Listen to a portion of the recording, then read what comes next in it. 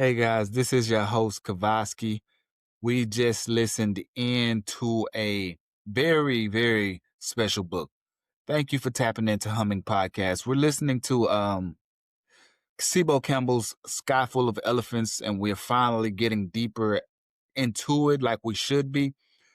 With this book, it's not necessarily my mission to go chapter by chapter, simply because the information within the book is so powerful. And as I see fit, I will impart the information to all of those who are listening. I've been getting a lot of responses from the people.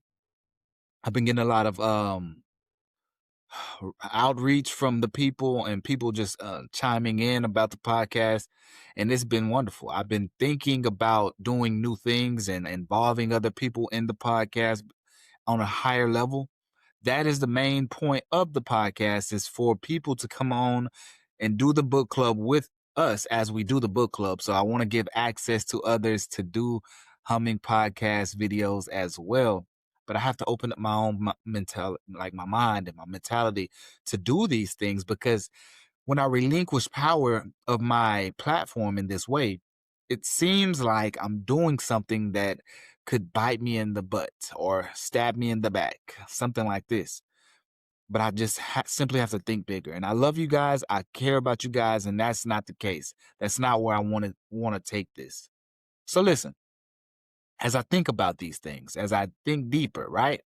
I want you guys to understand that Sibo Campbell's book is a deeply interpreted story.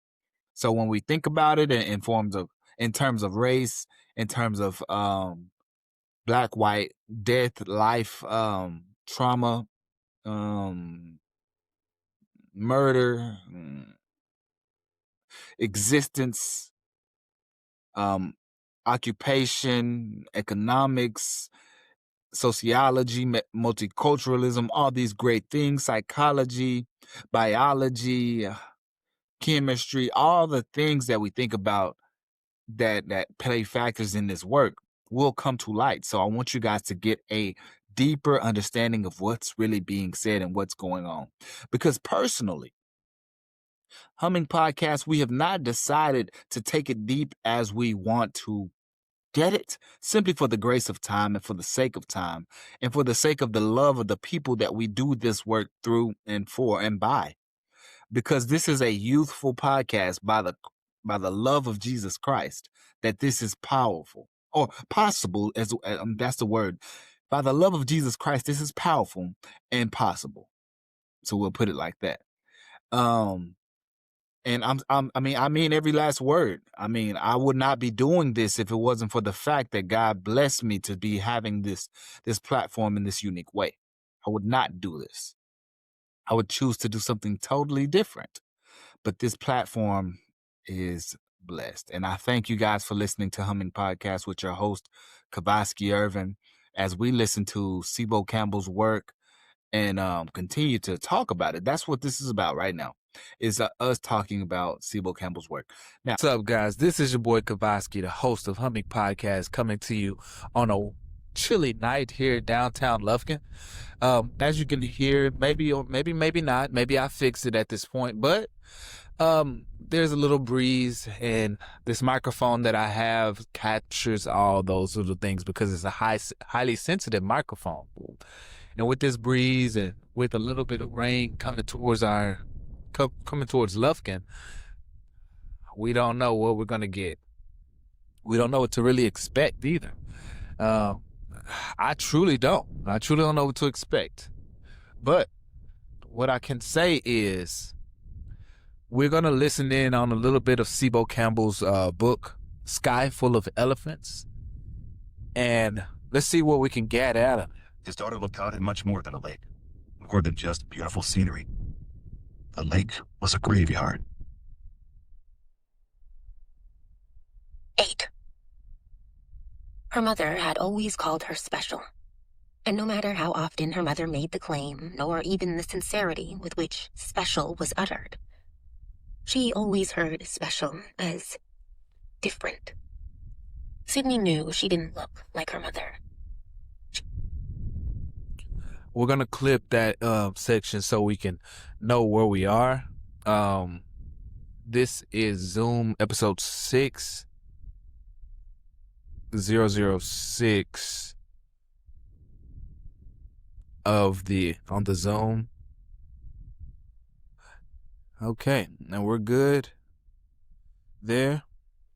She had no attributes at all of the stepfather her mother married and moved into their family home. Her two brothers were many things to her, but her mother never called them special. Only her.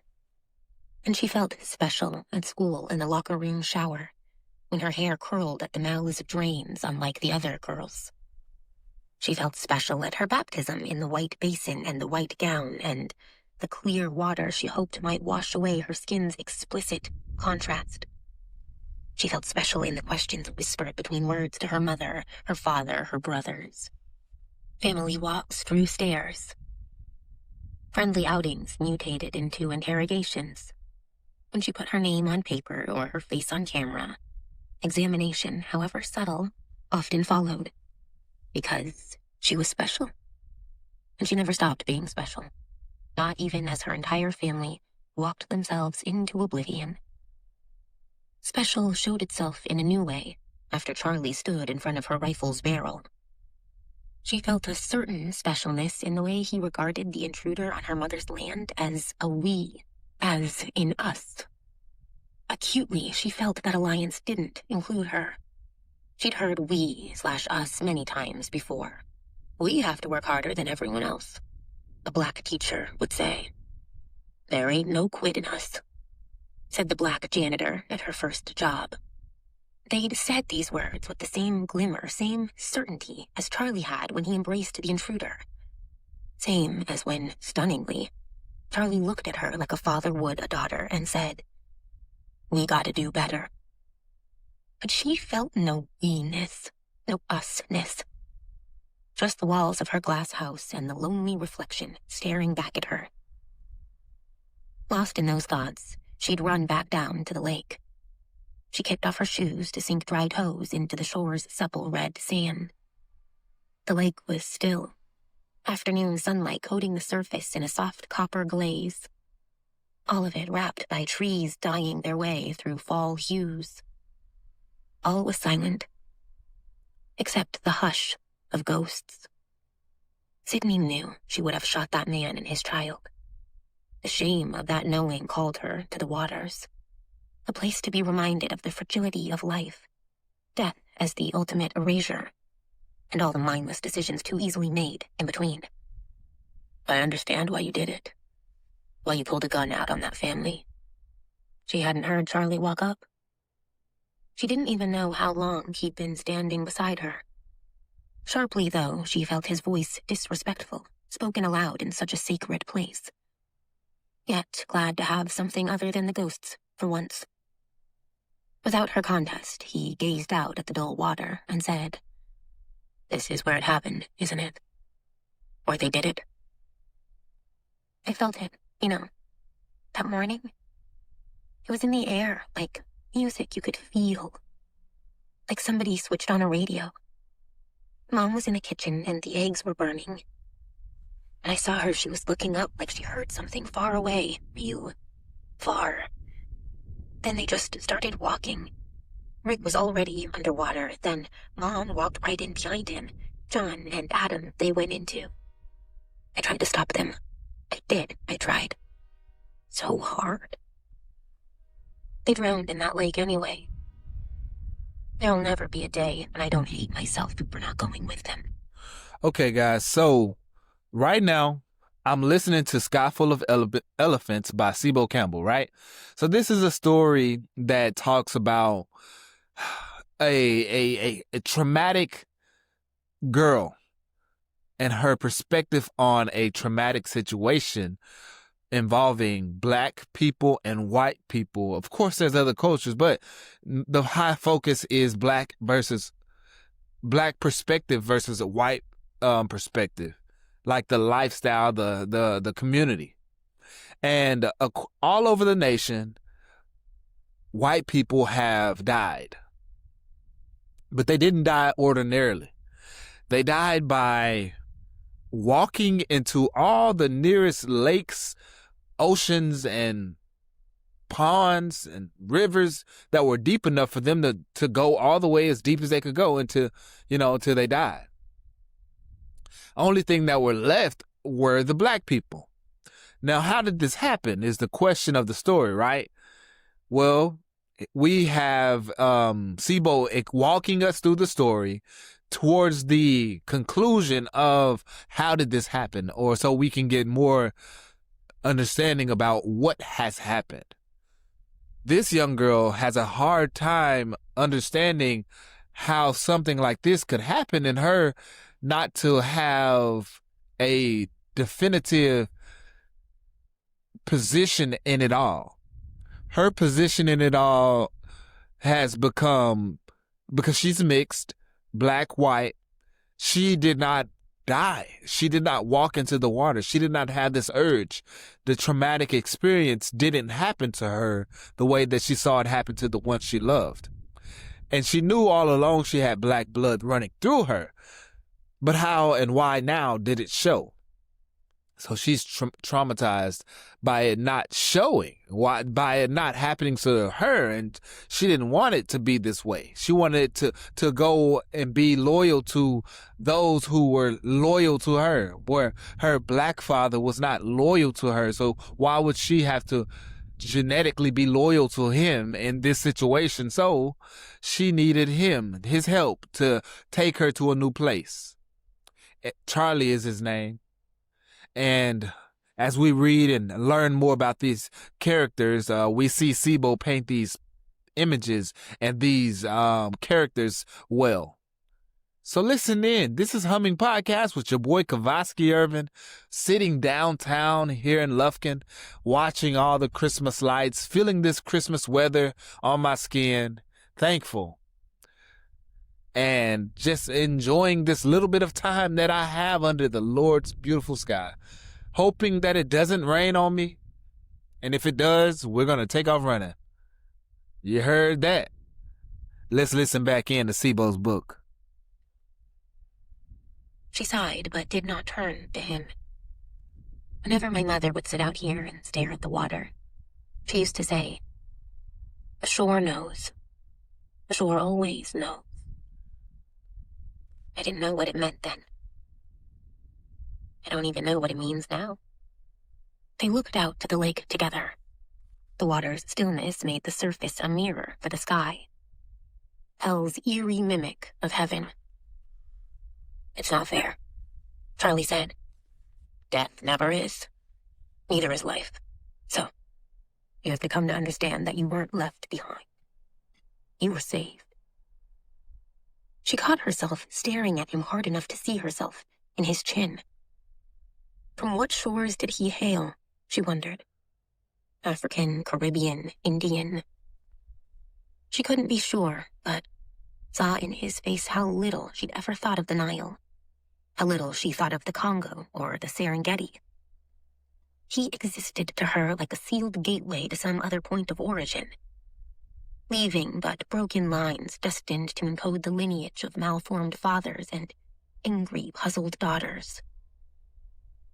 For the first time, she considered how she must look to him, half of him and half of someone he hadn't seen since before she was born. Quickly she combed through her hair with her fingers, only clawing it an inch before getting tangled in the matting. She should have straightened the curls. She should have made herself more elegant. But then she remembered who he was, and that the only reason he was next to her was because her world came to an end.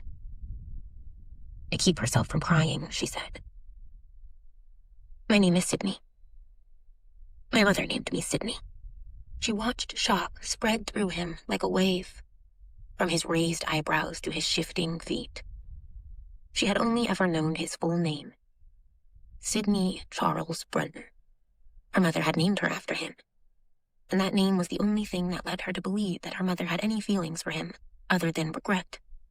Speaking his name worked like magic on his ear. "She named you Sydney." He rubbed his hands over his face and head. The complexity of his thoughts, the conflict of being happy and troubled, radiated off him like warmth.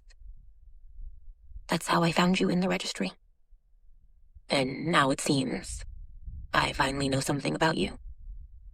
It's a start, ain't it, Sydney? Hearing the sound of her name spoken in his voice, she realized she would never hear that name spoken in her mother's voice again. It's a start. And it's a finish, too.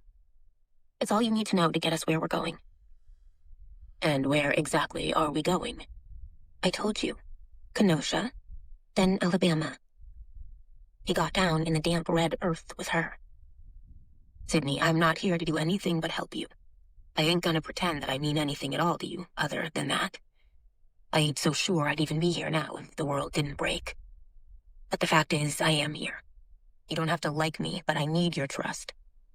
If you want me to help for real, I need you to put it all on the table. What are we doing here? Sydney realized her arms were folded up tight, muscles tense. She didn't want to speak to him. But when she tilted her head a little, the sun dipping behind made him look as dark as a silhouette. So speaking didn't feel like talking to a person, but to something more like an emptiness waiting for anything to be poured into it. You wouldn't believe me anyway. I promise you, if I've learned a thing at all in this life, it's that anything's possible. She adjusted herself to face him and considered telling him about the note, but the man before her was no man she could trust. However much she looked like him, she wasn't made of the same stock. What version of the truth she could say, she paused just long enough to make more dramatic than she wanted. White people aren't gone. They are alive and thriving down south. He rubbed the short hairs across his chin, then sighed like something large and heavy had been discarded. On my way here, coming through Indiana, I met a woman who set the land on fire and let it burn for miles. Why? Trauma is my guess, but I don't know. What I do know is that the farther you go south, the worse people's traumas are. I don't know what we would be going into, but I don't suspect it's going to be a lot of white folks just hanging out. I knew you wouldn't believe me. It's not about belief. You have to understand, right now the South is a black hole. No communications are coming out, and none are going in. Long before the event, the South for a lot of people was already hell. You understand? Hell for centuries. All right, guys. We got a little water splatting down on out of the sky. So with that being the case, we're finna wrap it up. Because I got some high-tech equipment here with me, and we cannot risk getting it watered down. Adios. This is about right now is us talking about Sibo Campbell's work. Now, let's do a transition. You're going to be listening to some of the story now as I do a little talking. I was sitting outside for quite a while. So listen here as we, Okay. Now, this is the transition point. Sibo Campbell talked about murder, death, a lake of death, and gave us a great understanding of what that means and looks like. So now that he's done this, we know what he has painted. We know the picture he has painted for us to go forward with. A lot of people struggle with understanding these deep concepts simply because they look at it on a personal perspective or a personal view, and they forget that these are simple bits of knowledge or of intellect, or for your understanding or for your maturity or for your growth. And it's not wise to internalize this stuff, but you should be wise and understand that this is simply a reality that I am able to witness. You get to be a fly on the wall, so stay out of the way of the fly swatter. You feel what I'm saying? You get to be a fly on the wall, so stay out of the way of the fly swatter. Fly on the wall? You, bug? You itty bitty bug? Do it. Just don't get in the way of it. You feel me? Look, So Sibo Campbell, he goes, see, I personally don't own a copy of the book. Let's get that out the way. I don't own a physical copy of the book. But what I do have is the audio book. And I got the okay from my boy Sibo to not only use the audio book, but to use as much as I need from the audiobook. I got the personal okay because I'm like that. I'm like that. I went and did the work. I'm like that. I got the okay for Humming Podcast to do what we need to do to get it done so we can do the book club, do the book club, do the book club. Yo! Let's go. I'm too lit right now. I promise you, bro. That's what I do. I do this for y'all, man. This is the Humming Podcast, so we can do. Oh snap! I done messed up. You know what I'm gonna do? Since I did that, give me a moment. Bear with me. Dun, dun, dun. Let's see. Ugh. I don't even know if this gonna work. Cause I got a. Oh, you know, I got a light right here that I can use. I got a light right here that I can use. I got these little portable lights, which I'm gonna start using on something else when the time comes. But I got a light right here. I don't even need all that. I could have been using this light. Now, Sibo gave us the okay. That's a powerful thing, a powerful tool for. It's always powerful to get the okay from the person who created the thing. Like, so then you don't have to go through all the mess to get it, you know what I'm saying? Or to be in good graces, you know what I'm saying? So I'm in good graces according to Sibo's work. We can listen to whatever we need. We can use anything we need because this is a real book club. And this is our main goal and focus is to do the book club. So look, let me take a sip of this coffee while I'm sitting up here doing that. You know what I'm saying? I'll sip some coffee. I should be, it's more stuff. I should be playing a movie or something. Watching some Netflix. I can't be giving y'all my attention like it. Speaking of Netflix, I got Netflix pulled up in the next tab over. Be watching some Netflix while I chat to you guys. You know, I be having that short attention span. Sometimes my generation, we be having them problems. That short attention span problem. Hey, watch this. You like this cup?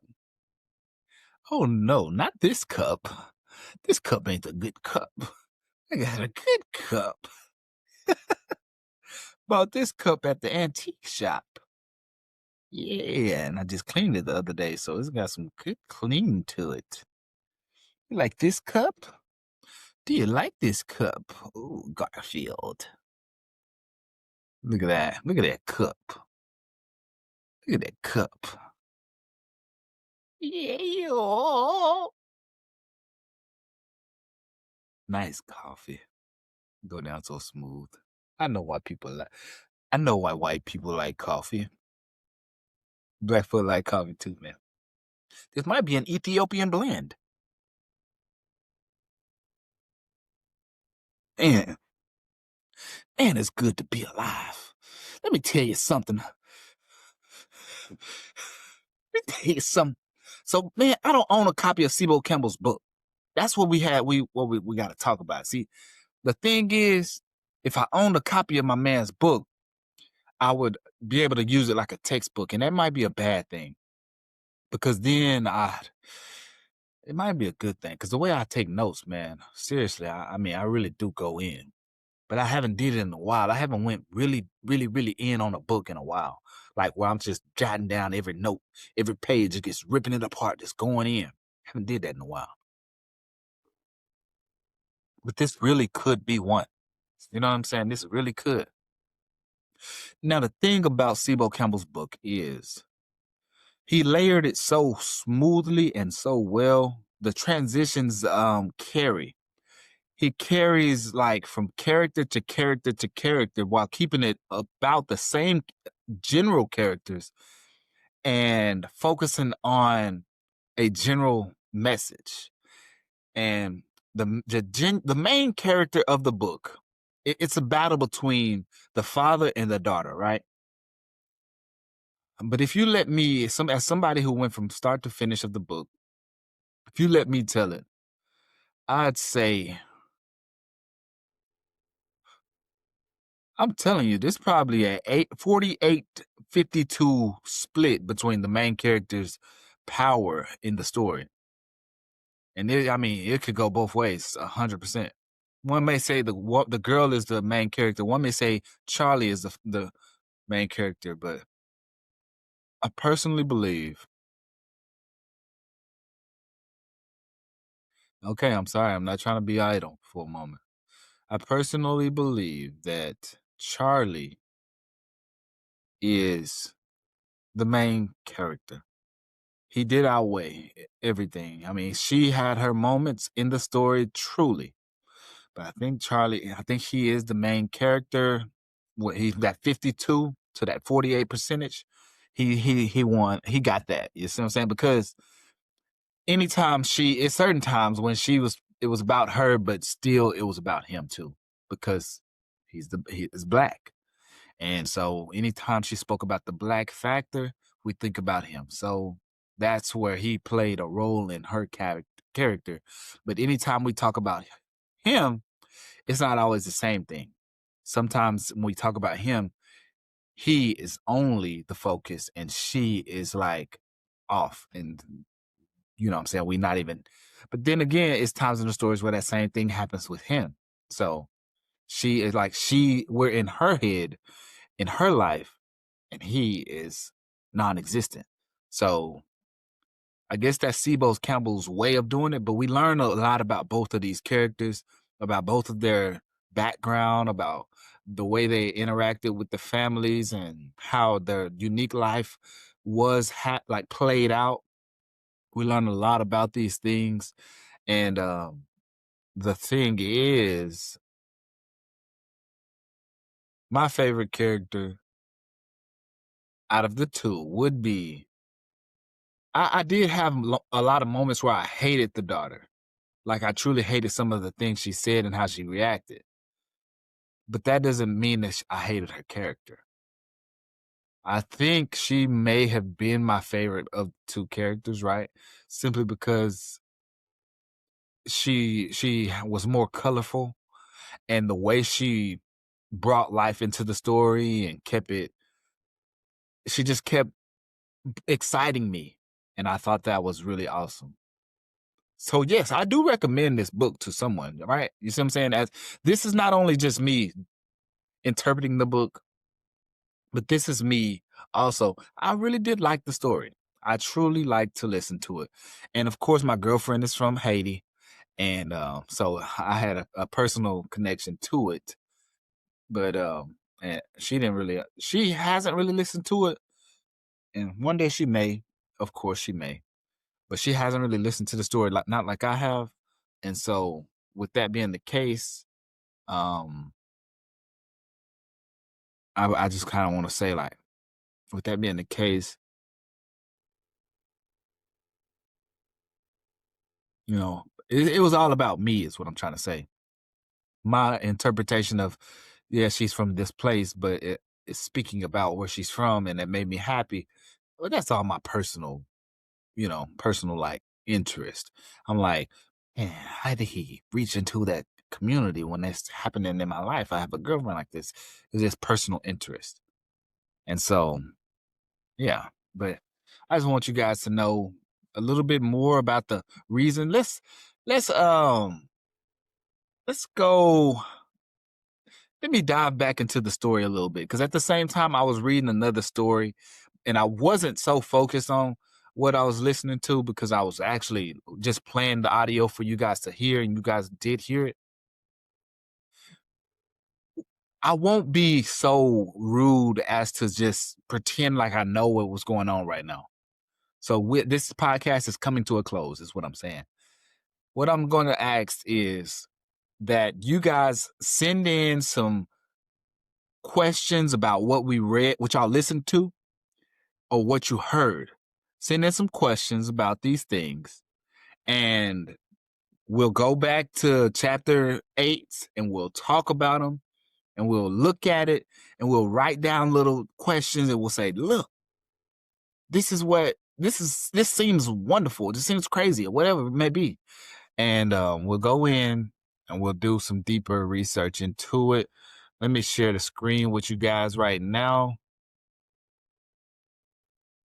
so you guys can see exactly where we are in the story. Okay, sky full. So we are, I'm gonna hit play, but I'm not gonna play it.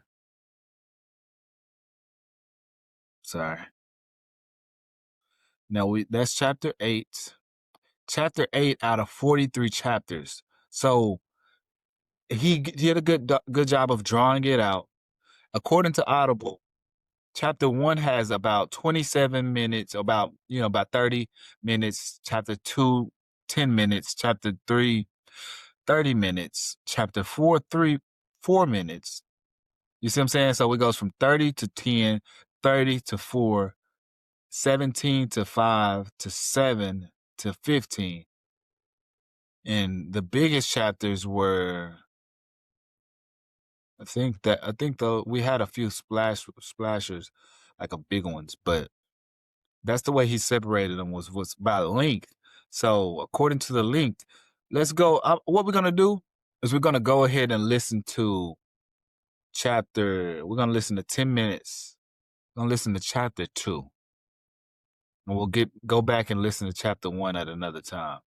Let's listen to chapter 2. 10 minutes. Let's do this.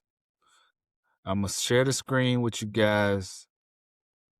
So if you got Spotify, you can you should watch this stuff. If you got Spotify, watch it. And so you can see. But I'm sharing the screen now.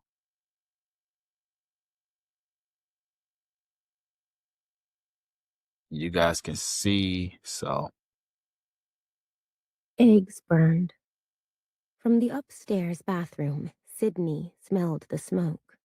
The tang mingled with the singeing of her own curls, okay. tamed between the blades of a flattening iron. Wrestling and laughing in the next room, her twin brothers thudded against the walls. And that distracted her too. Sydney imagined Adam always the bully, and only 3 minutes older than John, using those minutes to prove his superior strength and viciousness over his twin. Adam always liked to play the villain in their wrestling games, which empowered his finishing moves to be backbreakers and neckbreakers and face breakers when they fake smashed chairs against each other. Indeed, the best way to tell the brothers apart was to look for the bruises. And the one reddened or purple was always John. Sydney used to listen to their wild roughhousing before flying in as last-minute hero to save her youngest brother from defeat. But not today. Summer was over, and soon she'd be filing into a dorm at U of W. First time away from home. First time away from her mother. She'd barely scored high enough on her SAT. Her GPA had absolutely no twinkle, and she still didn't have a license to drive. She'd gotten into the school not by the weight of her own merits, but by her stepfather's ability to move mountains. And, perhaps, by the relentless desire of all those around her to see her succeed. But Sydney wasn't ready for any of it, and for more reasons than just grades.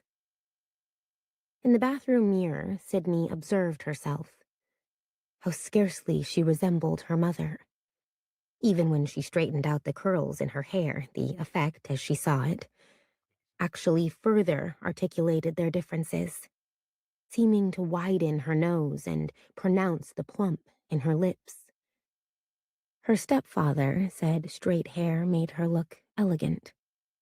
And though Sydney didn't accept herself as elegant, she liked the way the notion of elegant made her feel deserving, maybe, of something she couldn't quite resolve. She accepted what he said as having something to do with an abiding sense of unreadiness, experiencing her life from a sort of waiting room, waiting to achieve the transcendence of becoming suddenly something more. More of what exactly she couldn't fully imagine. Nevertheless, she felt the gravity of everyone's patience. She saw patience in their eyes when, with a glimmer of pity, they regarded her, or heard patience in the lilt in their voices, subtly altruistic, as kind words came down to her from some higher, if not inaccessible, place. So she remained in her waiting room. She sighed as she gripped the straightener to burn the last bit of vigor out of her hair. But her hair wasn't the only thing burning. Her brothers had stopped thrashing. A quiet bloomed in the house. John? Adam? Even as she called out to them, the quiet seemed to absorb her voice. She set the iron down on the edge of the sink and stepped out into the hallway. The burning smell sharpened in her nose as heat crisped closer to fire. From the window at the end of the hall, Sydney saw her stepfather out back, wading ankle-deep into the lake. He hadn't gone for a lake swim in years and never had done so fully clothed. "Mom," she shouted down the stairs. "What's Rick doing out in the lake?" No response followed, only the souring smell of smoke. She saw her brothers first, as she skipped down the stairs, standing shoulder to shoulder at the base. They both stared out at the lake. John was red under his neck, but they looked more twinned than ever. The same mindless glare washed across their faces. Not really mindless, she saw, but closer to curious, listening even. All four of their blue eyes tilted upward by a small degree, which pulled their noses and their eyebrows and chins, as though they could hear music far away and somehow smell it, too. "What are you guys doing?" But they kept just looking, listening. She asked again, and still nothing changed in their eyes. They both kept looking out beyond her, beyond the house. The fire alarm went off. Drinking 2 cups of coffee. In the kitchen, over the stove, smoke billowing from the pan of burned eggs, she found her mother, washed in the same listening stare, still gripping the spatula, Weak. frozen in mid-scramble. Smoke curled around her mother's chin, creating a halo above her head. In her serenity, she did merely look angelic. If the stillness of the moment weren't so frightening. On she went, listening, smelling. Sydney turned off the stove. "Mom, what's going on?" Sydney's eyes bounced between her mother and her brothers, then off toward the lake where they all glazed. She couldn't see, hear, or smell anything beyond the smoke. But they did. They did, and she didn't. They could, and she couldn't. And then suddenly her mother started to walk, her eyes still gazing out to that beyond. John and Adam were already outside. Her mother walked onto the deck, never once taking her eyes off the lake. One after the other they went, listening, staring, walking. Sydney followed them down into the garden where her mother had planted lavender bushes in rows. Her mother had told her countless times how Her grandmother had planted lavender too, and her grandmother before, going all the way back to the first Irish woman to boat to American shores. The first of their line brought lavender, planted it and sold it in bushels as her only source of income. And it was all she needed to get by, to build a family, a home, and a future. Her mother made that garden as a reminder to never take for granted the struggle their forebearers endured to be here. She watched her mother march through the garden, unfazed, her brothers joining her at the shore, the three of them advancing like penguins toward a body of water. Ripples, she saw, shuddering in the lake. Bubbles, too. Rick had gone in, and he hadn't come up. All was silent. Death, silent, terrifying her down deeper than reason. Deeper than her ability to reconcile what was happening beyond the fact that it wasn't happening to her. And so she tried to stop them. Her mother powered right through her hold. Sydney screamed and ripped at clothes and arms. She even tried to tackle Adam in the same manner she had so many times in their wrestling matches. But, pinned down, the boy convulsed, seizing and foaming until she released him. He got back up as if nothing had happened and went on walking into the water. Sydney followed them into the cold brown lake, up to her knees, then up to her waist, up to her chest. Followed until the blonde tips of her mother's hair drifted soundlessly across the lake's surface. Until her brothers submerged. Until the lake floor disappeared beneath her feet. She went underwater with them, pulling at their arms and legs, but the weight of their bodies, walking across the lake floor, felt like stone. Felt like the ocean floor itself, in that she'd have to lift the whole of it to bring her family back to the surface. She followed them underwater until she could no longer breathe and swam back for air. Until she could no longer see anything in those depths. Until she no longer had strength to keep diving down. And she tried, swimming, screaming, fighting. She tried her very best to drown herself along with them, to feel what they felt, as she had been trying to all her life. Sydney floated face up in the water, her family somewhere below, the air smelling sweetly of lavender, but also of smoke. All right, guys, do y'all hear? Let me stop sharing. Do y'all hear the similarities of the things I was telling you guys before we listened to chapter 2? There are so many key things in there that I was speaking about, but we simply moved according to that purpose in listening to chapter 2. We were all the way at chapter 8, which I read this book a while ago, but I still have it on my heart to share this special treat from Sibo Campbell. Thank you, bro, for this special treat. And I am doing the work through Humming Podcast to get this information out to the rest of the world, because I gracefully discovered this book and I want others to do the same. Humming Podcast, Humans of the Ocean Science Book Club. One more time. Humming Podcast, Humans of the Ocean Science Book Club, Pulsating Books.